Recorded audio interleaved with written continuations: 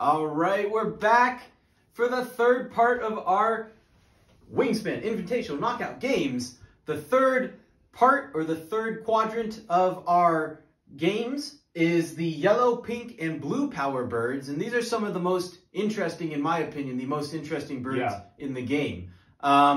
So let's see how these guys match up. I don't know if you want to add anything before we get started here. Not really. I feel like a lot of these are kind of subtly powerful. Like, you don't really realize it until you get better at the game, and also until your opponents get better at the game. Because some of the strategies that your opponents are, like, especially the pink birds in particular. Yeah, a lot of these birds react off of what your opponents will do, or they'll react off of your own board as well. So there's some really interesting discussions to have here, and we'll see if Andrew and I agree on these birds, and we'll see who will we go crown into the F word. Final four, that's right. That's the F word. Our first matchup here is Ruff versus Yellow Hammer, also known as the Hammer.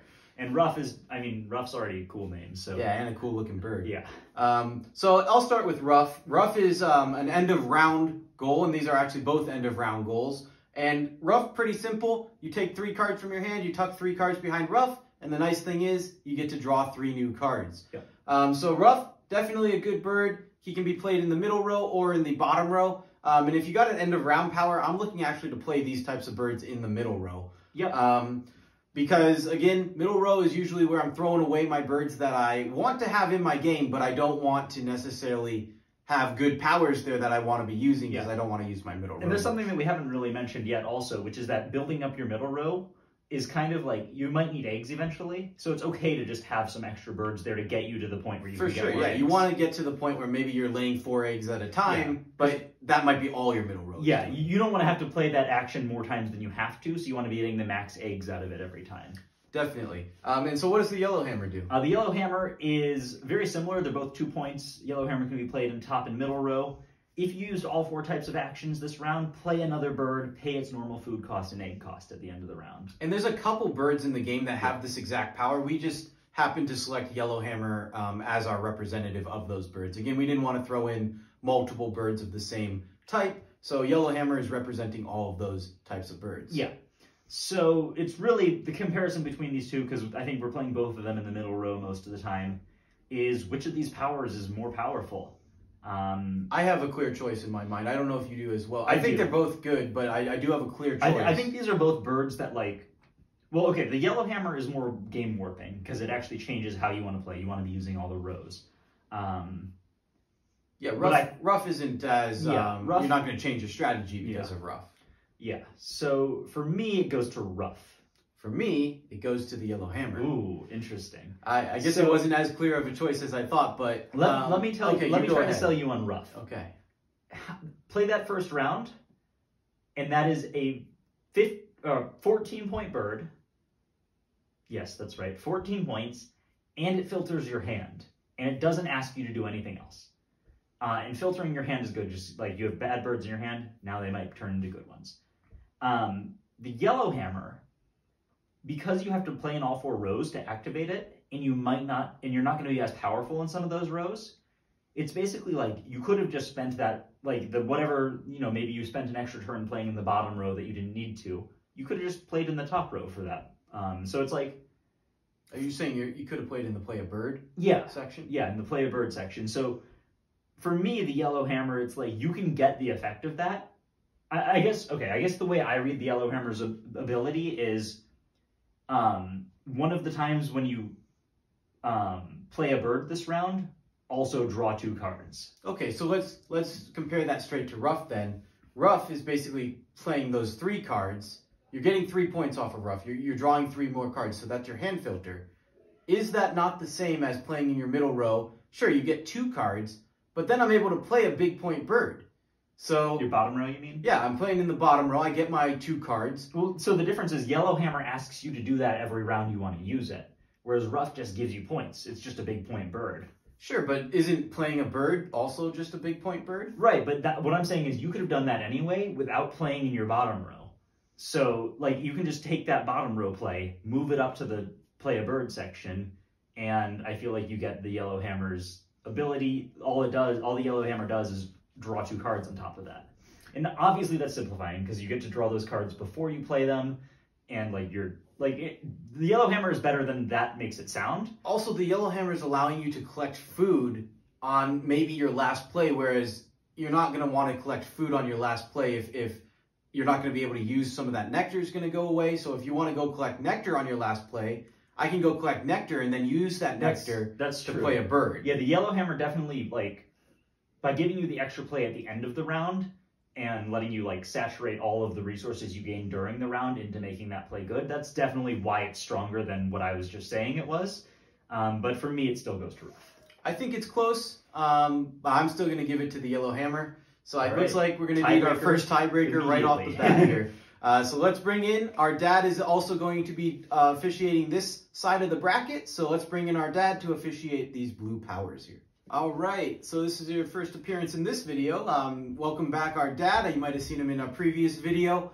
We're down to now the yellow, pink, and blue powers bracket here. So our third quadrant. And you're not going to judge any more white powers. You might not be an expert in these anymore. Yeah, right. With the amount of white powers you play. But so this is our matchup. We got two blue powers for you to judge here. I'm not going to give you, just like last time, I'm not going to give you any information. Just look at the cards, give us your thoughts on them, and pick a winner. Whoever you pick, we'll move on to the next round. Okay. Yeah, the yellow hammer, I always find is a difficult card simply because it forces you to play a certain way, to play all four of the actions in order to be able to use it. But if you're able to do it and it fits in, it does get you another bird just basically right at the end, as long as you have the food to pay for it. So that's not bad. The Ruff, though, allows you to tuck up to 3 cards from your hand behind the bird, and then you draw a card for each bird that you tuck. So as long as you have the birds available and you can play knowing that you have that card, you can try to gain enough cards, and during the round to be able to have enough cards, you get to tuck 3 and then up to 3, and you can draw 3. I think that's a pretty powerful thing, and I'm going to go with the Ruff on this one. Of course you are. Making me 1 in 6, of course. Okay. Yeah, so I guess the Ruff moves on. Another interesting explanation from Dad. I can see his points on the yellow hammer and Ruff. I think that was a little bit of what Andrew was saying as well. So Ruff moves on to the round of 32. Ruff is on to the round of 32, and we're on to the next matchup, which is one of my favorite named birds and one of the strangest looking, cutest birds in the game, I think, is the Cockapoo. Cockapoo. And he's matched up with the house sparrow, one of the most boring sounding birds in the game. It really is. He's an interesting bird, though, and he can be played in the middle row only versus the Cockapoo, who can only be played in the top row. Actually exactly equal food costs. Oh, yeah. And the house sparrow, 6 points compared to the Cockapoo, 4 points. And we've got an end of game goal versus an end of round goal. Now the house sparrow end of round goal is you can discard 5 of your own wheat to tuck 5 cards. Up to 5. However many. Well, right, yeah. If you discard 4 wheat, you're going to tuck 4 cards. You discard 3, blah, blah, blah, and so on. The Cockapoo, on the other hand, at the very end of the game, you get to draw 4 bonus cards and keep 1 of them. So drawing 4 bonus cards at the end of the game, I'm pretty much saying that's probably expected value of, what, 6 to 8 points? I would actually even go further. I would say, like, most of the time you can get 7 out of that. Okay. Because, like, 4 cards, it's twice as many as your typical bird that draws you bonus cards. Right. So you're getting really good selection on Cockapoo. And you know exactly what you have at the end of the game. Yes. So you know exactly what one to take. So I would say Cockapoo is probably, what, 11 to 12 point bird? Yeah. Certainly 10.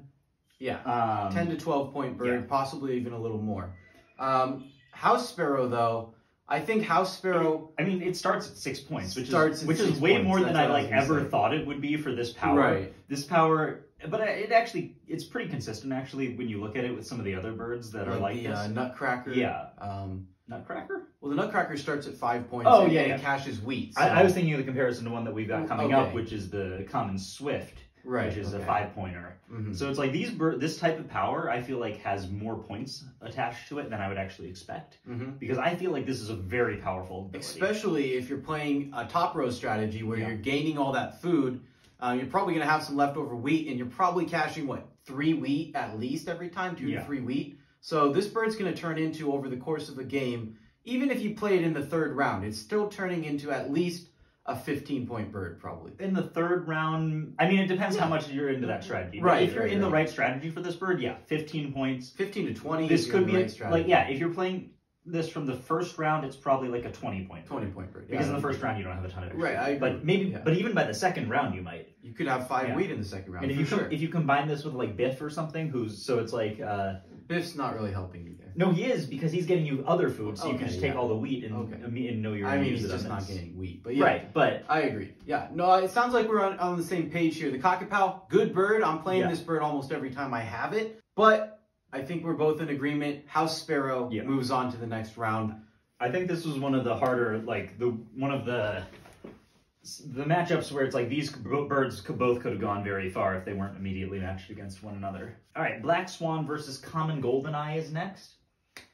These are very different birds. They read kind of similarly, but I think the difference here between round end and game end is huge. So the Black Swan costs a wheat and 2 randoms, lives in the water, 6 points to begin with. And at the end of the game, it lays an egg on each of your birds with a wingspan over 100 meters, including this one. So really, it's a 7-point baseline plus an extra point for every big bird you play. And what I've found is when I play this bird, I usually have 4 to 5 other big birds. Yeah, because you're playing, typically if you're playing this in your bottom row, that means you're not doing a bottom row strategy. And a lot of like the combo birds in your bottom row are little, but a lot of the big point birds in your bottom row are big. So if you're playing this, you want to also be playing other big birds, so it works well with that. Right. So I'm thinking this is probably a baseline 11-point bird at a minimum, well, and you're going a little That's a higher. little aggressive. I'd say it's like base 9, because sometimes you pick this up at the end, and it's still worth playing a 9-point bird. But of course, it's dependent on when you play it, but I can see it being at a minimum 9 points, but it can get up to like 14, 15-point bird. Yeah. That's the problem for me with this bird, though, is it's really capped at about 14 or 15. I don't... Yeah. You're not really getting more than that many big birds. Yeah, and like 14 or 15, I mean, that sounds a little bit high to me. That's pretty high, yeah. But yeah, so I think that, and the fact that it lays eggs, it's like, I don't know, I don't really understand that as a design decision that much, because it's like, I don't know, these birds that lay eggs at the end of the game when you can't do anything with eggs, it's like, why doesn't... it doesn't even count towards the end of that round's goal. Yeah, the only thing that matters for is like birds with 4+ eggs on them, but no big bird has that 4 egg much space. So... Or the one where you want to lay eggs on a bunch of birds, in which case it's actually relevant. But like for one bonus card, it's I guess it's upside, but it's basically you just get points. This is like playing a better than a woodcock kind of like. Yeah, usually you're gonna get more points than that, but it's a good bird, but it doesn't have that inherent in-game value that some of these other birds have. This is just a points play. Yes, and so now let's talk about the common Goldeneye, which I think does have that in-game value, and I think it can actually be a very valuable bird, despite the fact that it only looks initially to be 2 points. You can play it in the water or the forest, so you just play it in the area that you're not going to structure your strategy so this is going to fit in almost any strategy. Yeah. You do need other birds. This one lays an egg on itself for each cavity nest you have. So if you're playing this bird, obviously you want to have at least 1 or 2, preferably 3 or 4 cavity birds. The thing is, though, I think it's worth it with just 1. Absolutely, getting 1 extra egg in both of these strategies that are often lacking eggs, that's a big game changer. Yes. And so over the course of a game, if you're thinking about this and you get up to, okay, let's say you get 2 cavity nests. Yeah. Over the course of the game, this becomes an 8-point to 10-point bird. So it's maybe around the same as the Black Swan, but the difference is you can use these eggs during the game in useful ways. They're not just sitting there at the end of the game where you can't use them. Yeah. So in my opinion, this isn't a contest. I'm giving it to Common Goldeneye. I'm giving it to Common Goldeneye as well. The only place the Black Swan beats it is that drawing a Common Goldeneye at the end of the game is pretty much useless. Black Swan at the end of the game is good still. That's fair. But then again, at the beginning of the game, is the Black Swan really that useful? No. Not that useful. Yeah, but it's also like, you don't hate having a big bird at the beginning. No, I don't hate it, but... But yeah, definitely, I think the Common Goldeneye's strengths, even though it's slightly less flexible in the sense of like when you can play it, it's more flexible in where you can play it, and when it's good, it's better. Yeah, a lot better. It sounds like we're in agreement. We're going to move the Common Goldeneye along to the round of 32. All right, up next is Snow Bunting versus Black Redstart, the bird which is confused about what color it is. I know that that's not actually true. Like a Redstart refers to something like some red coloring on it somewhere, but it's mostly black. That's no good for the joke. But yeah, it was funnier the way I said it without explaining it. Snow Bunting can live in your bottom or middle row. Most often you're going to play it in the middle row, as we've discussed. And once between turns, when another player tucks a card for any reason, you tuck one as well from your hand and then draw one at the end of the turn. So something to point out here is that it's tucking for any reason. If they're playing a Benelli's Eagle and they're tucking 3 cards under it when they play it, you draw. If it's a carnivore bird that looks at a card from the deck and tucks it, you draw. If it's a flocking bird that tucks and draws, you draw. If it's... Are there others? I don't know. There might be others. You covered most of them. The point is, when somebody else tucks a card, you also... Oh, if it's a... if it's the... What's it called? The Horned Lark. Okay. And they're reacting to someone else playing a bird in the middle and they tuck, you get to tuck. My point is... It's good. You get to tuck so often with this. And most good strategies, or at least... I wouldn't... No, that's an over-exaggeration. It's not that most good strategies involve tucking a lot of cards, but... If you're playing with enough people, somebody is going to be using a strategy where they're tucking a lot of cards, and this just by playing this, you get such a big advantage against at least that one person in particular, and against the rest of the table. You're countering one of their rows, kind of. Like you're destroying some of their point value in like a 5-point row. Now it becomes a 4-point row, basically, against you, and you get that benefit against everyone else. Right. So I definitely agree. Snow Bunting, I believe, is one of the most powerful cards in the game. One thing you didn't mention is that it actually, you tuck one of your own cards and you draw one of your own. So it's kind of like a filtering bird as well. It is a filtering bird, but you don't get to choose when to filter. It's not like Ruff, I think, is a better filter because you know what's going to happen at the end. You can set up for it. Right. This, it's just whenever other people want to let you filter, so that's not as good. I could see the argument that, like, if you're comparing this to the European Goldfinch, which has a very similar power, and we'll talk about later, I could see the argument that this is worse because you have to spend it from your hand. But it also could be better. It kind of just depends on, like, if you're doing a top row strategy, it's probably worse because you don't have access to as many cards. If you're doing a bottom row strategy, it's probably better. I would agree with everything you just said. And I don't think this is going to be much of a competition because the Black Redstart is an interesting bird. The Black Redstart, I think we've undervalued it in recent games. I would agree we undervalue it, but I still don't think it's a competition. No. Snow Bunting is so strong. Yes. But I was going to say the Black Redstart is an interesting bird to think about. It starts off at 0 points, which is kind of... That hurts me a little bit. I don't like playing these 0-point birds. That makes it bad late game. Yeah, terrible late game. Terrible really even after the first round. I mean, I guess I can play it in the second round. If you get it in the second round, you have a big... Let's talk about the abilities. The round end ability here is you choose a habitat with no eggs on it, and you lay an egg on each one of those birds. So it's gaining you eggs at the end of the round, which is always nice to not have to play in your egg row to get those eggs. So definitely, I can see the value in this bird. But again, the negatives to it, 0 points, and kind of a strong food cost, actually. A grub, a wheat, and a berry. It's a relevant food cost. But yeah, I think that getting those eggs is strong. I think that the fact that it's a star nest is pretty strong. Yeah. So I think that just mostly just because it gives you eggs and you might, and lately I've just been finding that no matter what strategy I'm playing, I don't want to be laying eggs with actions. No, for sure. So I think a bird like this is, it punches above just the number of points you get out of the eggs. And if you play it early enough, you actually do get a decent number of points. So I think that actually is a really good bird. Yeah, first or second round, I can see playing this bird. Again, late game, not much ability. It just loses to the Snow Bunting. Yeah, the Snow Bunting is just far superior here, and there's no contest. Snow Bunting moves on to the next round. All right, up next is the common Starling versus the common Swift. Well, I'll just start by comparing them, because they're very similar. Common Starling eats a bunch of different food. Common Swift only eats grubs. Common Starling can live in 2 places. Common Swift only lives in the middle. That doesn't really matter. You want to play them both in the middle. Well, I can make an argument to play this one in the bottom. That's true. It might cost less eggs or something. No, well, depending on the nectar cost. Oh, yes. Yeah. Okay, right. We'll get to that. Common Swift is 5 points. Starling is 3. Same nest type. Starling has more egg space. Not really relevant. Round end. The common Starling lets you discard up to 5 of any food. The Swift lets you discard up to 5 grubs and tuck that many cards. So, obviously, the Starling's power is better. It's just straight up better. You could just tuck the grubs, or get rid of the grubs to tuck. And it's just worth 2 less points, but it's more flexible in a couple of ways. And the biggest thing for me about the Yes. common Starling is the fact that I can hoard a bunch of nectar and just throw it at tucking cards for the Starling, and all of that nectar is going to go into whatever row I've played the Starling in. So when I said I can see it in the bottom row, Yes. that's how I can see it in the bottom row. If I want to beat everybody, if I think I'm going to have the best chance to win the bottom row by doing that for the nectar, I would play that in the bottom row. So that's where the Starling has the edge for me. Yeah. I think you're going to say the same thing. I definitely agree. I don't think that the point difference is enough. I think it's also just hard enough to get specifically grubs versus other things. And yeah, the nectar, being able to like put the Starling in one row, and then on your last turn, you maybe have another bird that you're deciding to play in the middle or the bottom.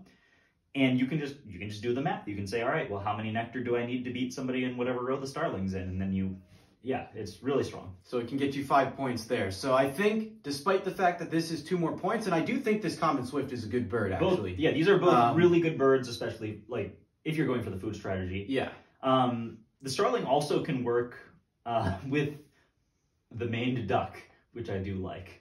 Oh, yeah. That's a very specific scenario. It is, but it works. Yeah, these guys can work with a lot of different birds. But I think we're in agreement. Common Starling is moving on to the round of 32. All right, up next is Barrows Goldeneye versus Spangled Drongo. Spangled Drongo. Spangled Drongo. Spangled Drongo. The Star Spangled Drongo. So, these are very different birds.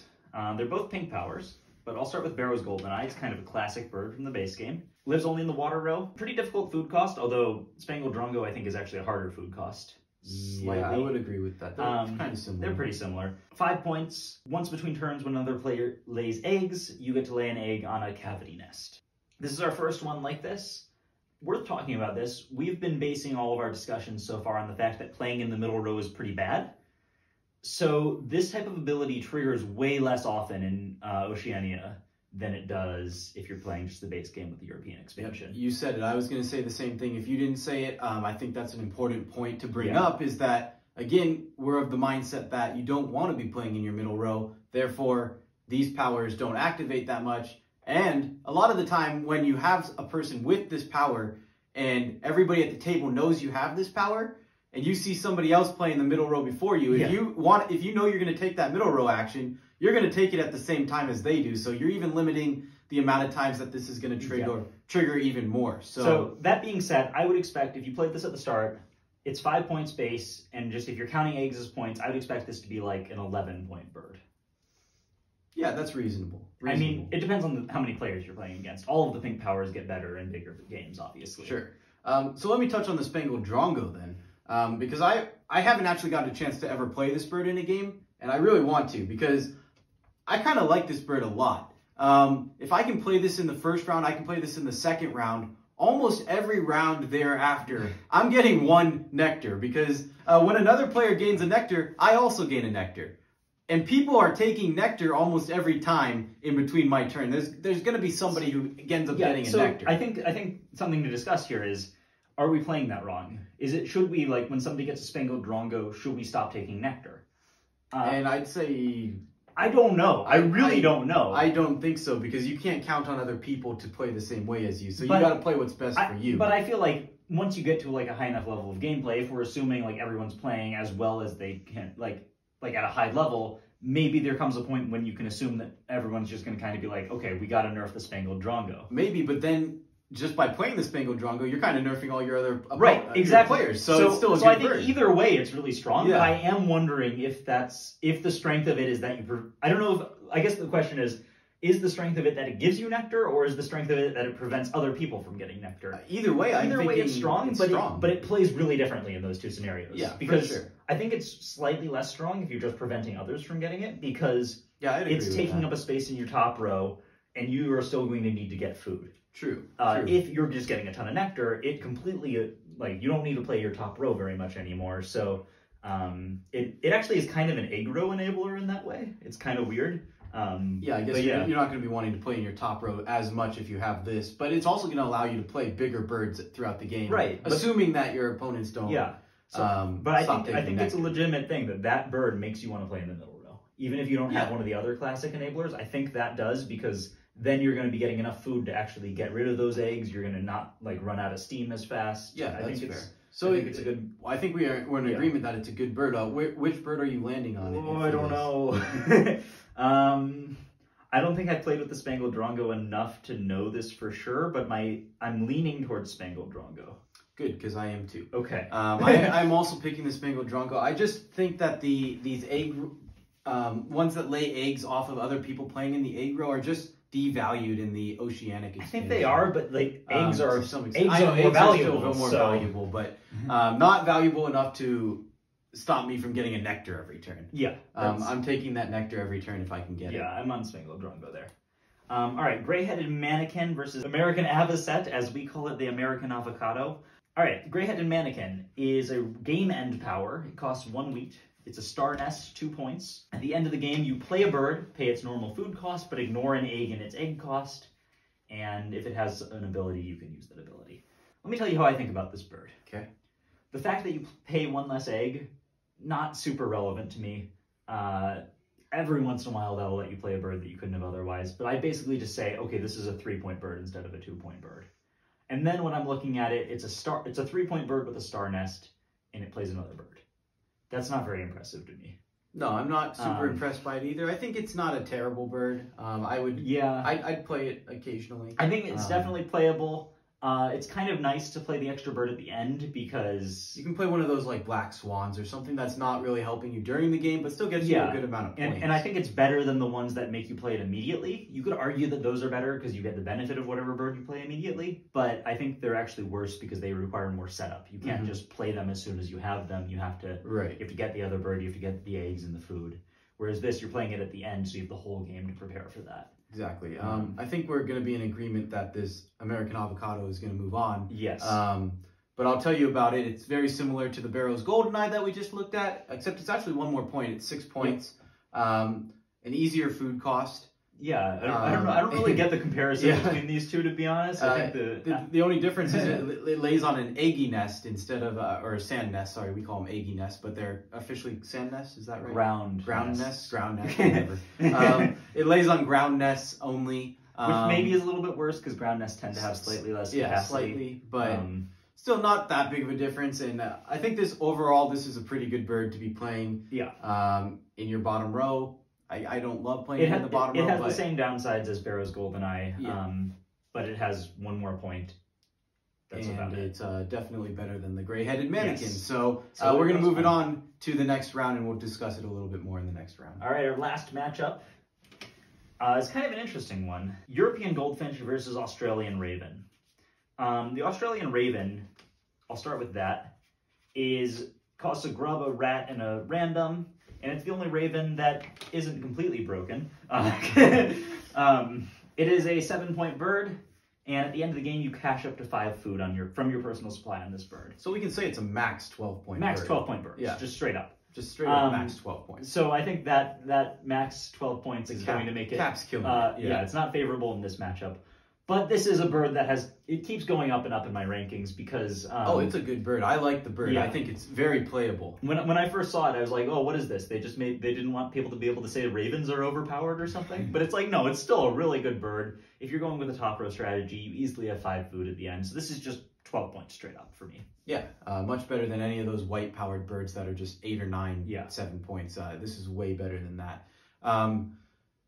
One thing to point out is that if you have nectar at the end of the game, you cannot use it. Yeah, because it gets cached on the bird. Cached on the bird. Actually, no, you're right. You lose the nectar before the end of the game. That was my point. Right. So you're actually losing the nectar before you'd even be able to play this. So it kind of looks like you might be able to take nectar and use it for this bird, but you actually cannot. Yeah. So that's something to point out as well with that bird. I think we're both in agreement here that this European Goldfinch is about to move on. Just listen to the discussion on the snow bunting. This is a snow bunting, pretty much. It can be played in the top or the middle row. Again, you're wanting to play it in the middle row most of the time. But every time somebody else tucks in between your turn, you get to tuck a card, not from your hand, from the deck. Yeah. So that means every time somebody tucks, you are absolutely tucking a card. You're not having to decide, do I want to tuck this card and lose it? No, you just tuck a card from the deck and you get that point. Yep. So you play this in the first round, it's turning into a 20-something point bird for you. There's gonna be that much tucking. I don't actually think I've ever seen it get to. No, I've seen it. I've seen it tuck 16 cards. I think. Yeah, I've seen it over. So that's a 22-point bird. Yeah, right. Okay, it's good. a lot of points. It's good. It's more than 12. More than the Australian Raven. So yeah, the European Goldfinch moves on to the round of 32. Agreed. All right, let's get back into these. We are in the 32, the 32 birdie 2, the birdie 2, the top birdie 2. We finally came up with a catchy name for it. Our first matchup is Ruff versus the House Sparrow. This is a tough matchup for me.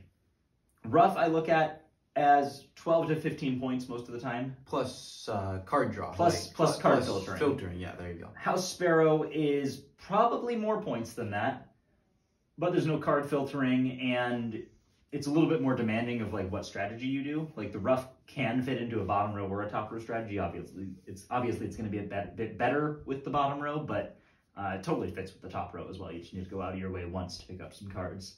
So I don't know. I'm really close. I think in the strategy it works with the House Sparrow, ends up being more points. But I think I'm actually on Ruff here because it's more flexible. I wasn't on Ruff in the initial round. However, I will go with Ruff in this round. I do think Ruff is better than the House Sparrow, even though, like Andrew's saying, it's going to be a few less points. The fact that it's filtering through some cards for you and getting you some cards that you want to play, that's more valuable than the 1 or 2 to 3 extra points that you're going to lose to the House Sparrow. And so it also has a little more flexibility and a little bit easier food cost, which isn't a big deal, but it's still something to point out. So I think we're in agreement that we're going to move Ruff I think this one's really close, but I it's agree close, with Ruff. but we'll both put Ruff on to the next round. All right, up next is the common Goldeneye versus Snow Bunting.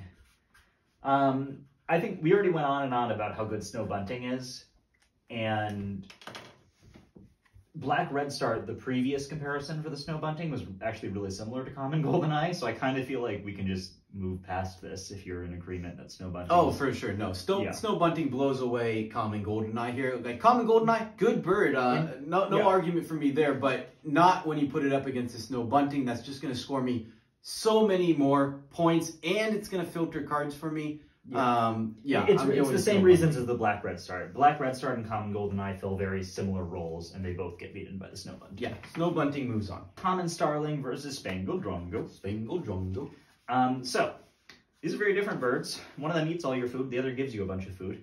But they both enable you to work with nectar in better ways. So, again, I'm a little bit in the dark here because we haven't played quite as much with Spangled Drongo. It just hasn't come up in as many games. And I think we probably ignored it for a little bit at the start, looking at it as just like a 1-point bird, not realizing how powerful the ability is. Definitely, I'd agree with that. And the common Starling is just a good bird, and it caches so much nectar. And the fact that it doesn't cache it, it's putting the nectar into your rows and winning you those nectar goals on top of tucking cards for you.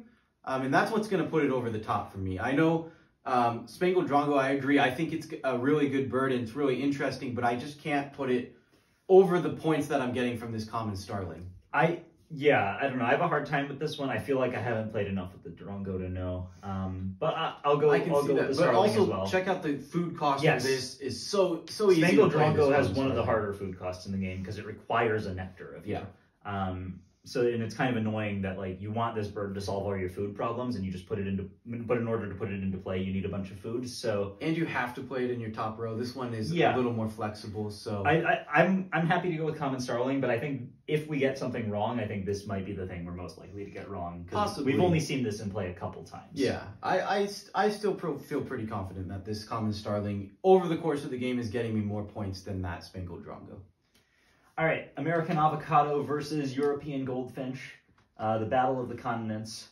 One of them's an avocado, the other's a goldfinch.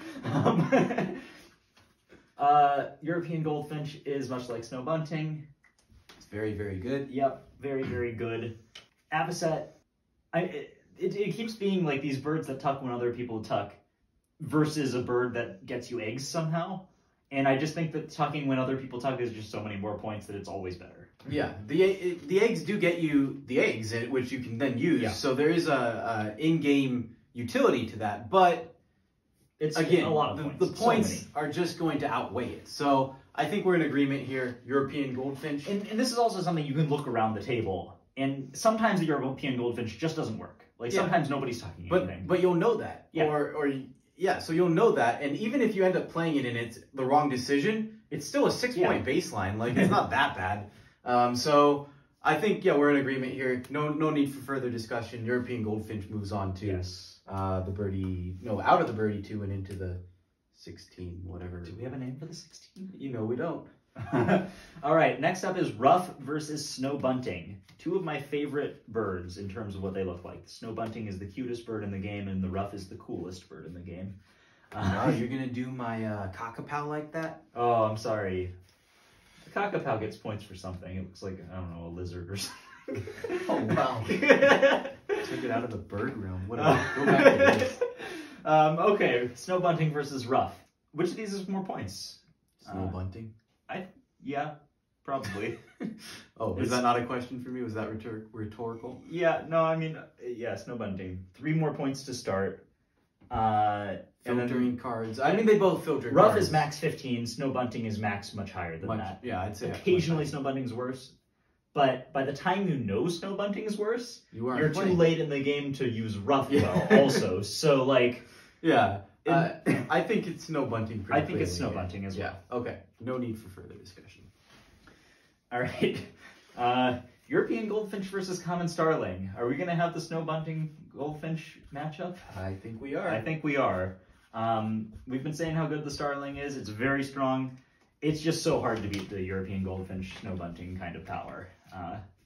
Yeah, the Starling, I can see the argument for the Starling. Like, you could hypothetically make it close to a 18-point bird and win some nectar goals. But that's hard to do. It doesn't fit in every strategy. Whereas the European Goldfinch, no matter what strategy you're playing, as long as one other person is touching. It's like a set it and forget it. You just play it in your middle row and it just you can't forget it because then you'll... Well, I mean, right. but you don't have to worry about it. You don't have to worry about getting food for it or getting cards for it. Yeah. It just gets you points. So in my mind, this European Goldfinch is just good. I think we're in agreement. European Goldfinch goes on to battle basically its brother in the finals, or in the Elite 8 here. All right, I have no idea how to choose between these. I'll be completely honest with you. I have my opinion on it, but we'll see if it's the same as yours. It's really tough. Snow Bunting's easier to put into play, which is actually relevant. You might get a few extra tucks out of that. So the fact that it's 1 less point might not matter if you get it into play a turn earlier. Now, the thing I'll say to that is that you can get it into play sooner, but if you only have 1 or 2 cards in your hand and you're planning to play those 1 or 2 cards, are you really getting those extra tucks out of it? I think Snow Bunting will run into situations often enough where you're happy with the cards in your hand. Right. That the European Goldfinch is more flexible. It fits better into a top row strategy because you don't have to worry about getting as many cards. So if you were going to say European Goldfinch... I was going to say European Goldfinch. I agree with you. It's also a baseline 1 more point. 1 more point. I don't think that's... It's not a huge difference, but it does... If like nitpicking, it does break a little bit. It does, but I think if you swap the powers, then I think I would take the 1 point less bird with this power. I would as well. But it is really, really close. It's really close, and I'm playing either of these birds. If I have them early, I'm playing either of them almost every time I have them. So it's nitpicking at this point, but I guess we're in agreement that the European Goldfinch goes on to the final flock. It's just the F word, Andy. The F word. Which is a lot of F words. Anyways, the European Goldfinch, congratulations. Where is your sticky note? Oh, here. It's right there. Wow, that's disguised. Yeah, the middle board is like really bright compared to the others. European Goldfinch. Anyway, we got through that with relatively little conflict. We had 1 disagreement at the start. Yep. And that was the only tiebreaker we needed. So I feel like that's kind of because with these, you can almost just like figure out how many points they're worth and then compare that. Except for that Spangled Drongo. Yeah, Spangled Drongo, it's a real wild card. I don't know what the heck you're supposed to do with that. But. For sure. So yeah, that wraps up our yellow, pink, and blue powers. And we've got 1 more bracket to go. And then we got the final, whatever we're calling it. The final 4 birds. The ones that made it to the F word. And... so yeah, we'll see you next time when we go through the random section, which has a little bit of everything. White powers, brown powers, blue, yellow, pink, That's all of them. I nailed them. I nailed all of them first try. All right. See you next See you time. Grilch. Grouch. Grilch. Don't forget the Grouch.